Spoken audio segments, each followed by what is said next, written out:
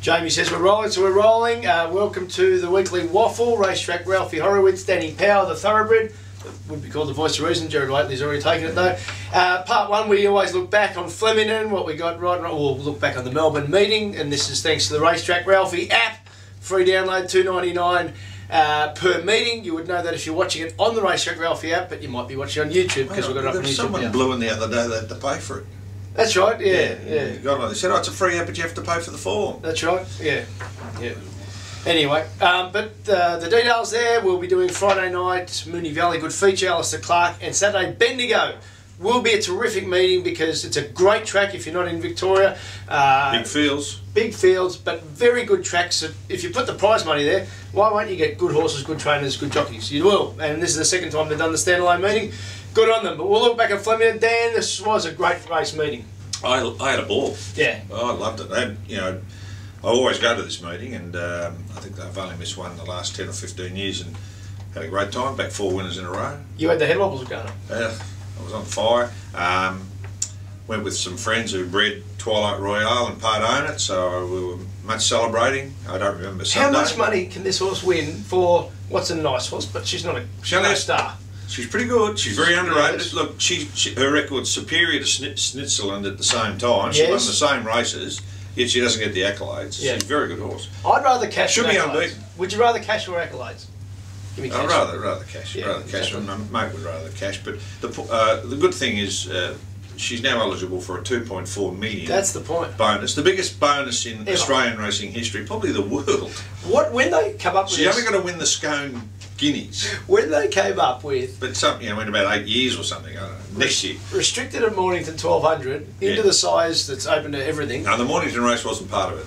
It was the Sydney Classic race. Oh, Sydney up there. In December, which she won. Size. The size. So how many horses are up for both? Generally. You wouldn't get many horses running both races. December and the size. Yeah, rare. So they wouldn't have even expected a runner to be in both races. She's alive and there's 2.5 million. And huge. Yeah, well, so she's got to go to Scone and beat the 3-year-old boys over 1400 metres, so she'll be set for that. But that's a restricted race, isn't it? Yeah, probably Scone Guineas. So they should be able to get. She should get the money there if because stand up and be healthy. Montsegur was healthy in the first. Good training performance, because I thought after the Diamond, her lot was done, because she basically raced through the Diamond series. Yeah, good performance. B grade filly. She's won at a Group 3. That's probably her level. She's got this burst of speed, and she had to use it in the Blue Diamond, which, as you said, that's a Group 1. So she had to use it all early. This time, beautiful Craig Williams ride, worked through her gears. I like Diva D as a horse. Yeah, she got to the line strong, and she's probably the one out of the race that'll go on from here. Times for Crystal Webb was astonishing, and that was always looking like the overlay bet. $41 into 18. Well, here's something else. Official 26 and 18, but as you say, there was lots of 41. Yeah. Across the board, $11 on the all totes. Now we're going to do a special about the betting takeouts here. That tells you there's a 2-speed racing economy, because some big punters like this as an overlay, and they got the 11s, and most people were taking 18s just before the race. So there's some punters who can't get on the bookmakers, and that's what they did. The tote was their outlet. They won well. Flamberge came through the Caulfield race that Kristen Webb did, which was leader dominated. Neither of them could get into the race at Caulfield. She's a Fox, looks a very good horse. Yeah, Anthony Cummings said after the race that she didn't know what she was doing. Yeah. She refused to let down. She was looking at everything. He was filthy on the fact that he wasn't allowed to. He couldn't trial her down the straight when he wanted to. Back to Sydney, expect her to win. I think the winner. I like the winner because it was whether it was on purpose to run him over 1200 first up, bring him back.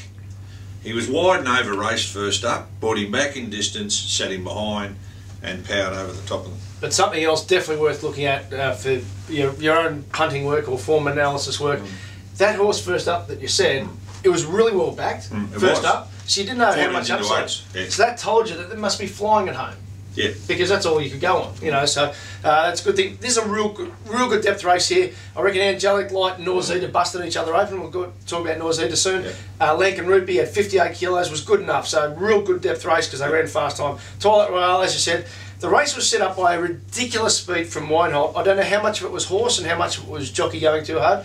But Winehold has got an incredible burst of energy. I reckon that was one horse that Mood said, that's out my size horse. Yeah. In time, he's a 1200 horse. Probably is, and although the 14 at Flemington can be a race for 1200 metre horses. Yeah. Not going that quick. No. The talk is that Mood's call for a nurse to give him a nice cold sponge bath after that race. If he was off the cigars, apparently he's back on them. So stick with yours, Twilight Rail. Great Esteem's a good horse, but Winehold, I'm telling you, has got too much of a motor to not be a good horse. Bud Regis, Pressance de Lune, Wall Street was unlucky. Calendish is the one I actually want to follow out of this from the punt because he still hasn't been able to control a race over a mile yet. Now he's rock hard fit. He should, you know, he might get probably ready to win. He's probably ready to win. I thought that both 1 and 2 went terrific. Pressance de Lune probably should have won with a clearer run. Wall Street just wouldn't go through the gap. He's more of a wind-up, down-wide horse. Yeah. He's not far off a win. But he hasn't won since 2010. I just put it, yeah, well, that's, you know, it's pretty hard when a horse like him has to carry those big weights from past performances. Sam Mutual Trust, the imported horse, Sam Pritchard Gordon, tells me that he thinks he's a bit of a flea. Yes. So, doesn't try. So, but one day, he's got the ability. Just keep an eye on him, he's going to blow you away one day. I'll tell you one that's going super. Vadavai, only beaten 2.5 lengths, carried 58 kilos, worked through its gears. It might win a Sydney Cup, Vadavai. Race 5, Flying Schnitzel, was astonishing from back in the field.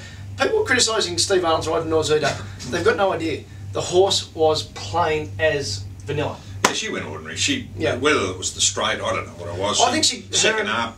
Second up. Very hard run first up, said the day. The Valley's a very testing track. Yeah. You know, they're uphill from the 600 metres. They ran big time. I'm back in Sydney. I thought Red Fez was good. Flying Schnitzel, a very, very smart filly. Yeah.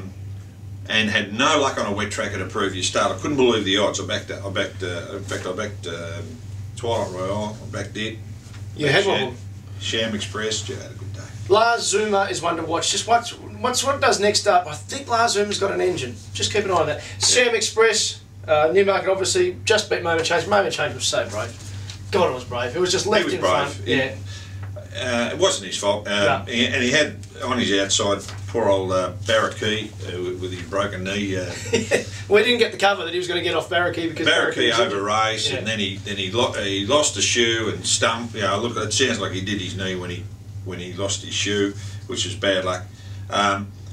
Query on this race is the performance of Aeronautical, a 0 to 85 class horse of recent times, and I backed the winner because I thought he's ridden upside down against Black Caviar. I knew he'd be ridden back here. I expected he would, and I just thought he was just well in the race on his previous performances, so I backed him.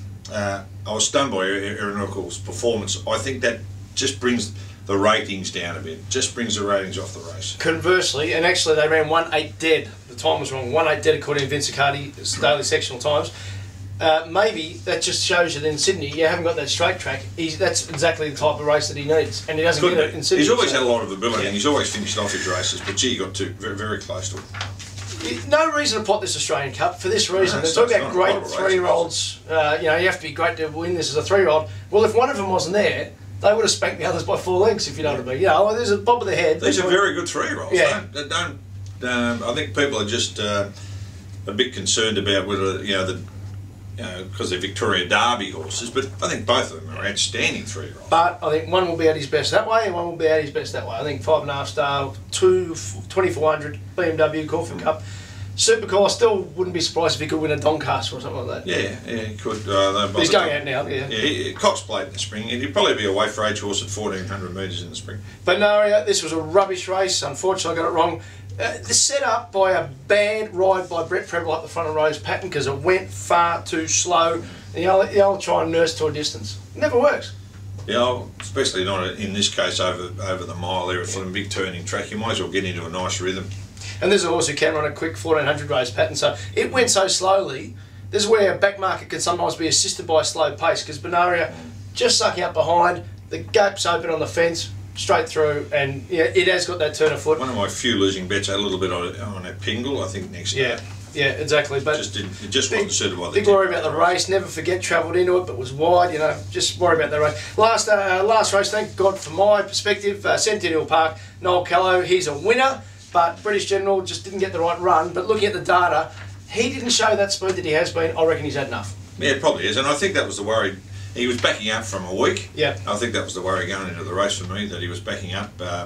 I thought Goldoni was pretty good. Yeah, it was. In Porteros. I think there's a win in him. And Star is Giselle, honest as usual. She might pick up a race at reasonable odds in Sydney, Star. Giselle, she's just in the zone. And she'll get in way over the odds because I won't rate her. Part 2 next? Yep.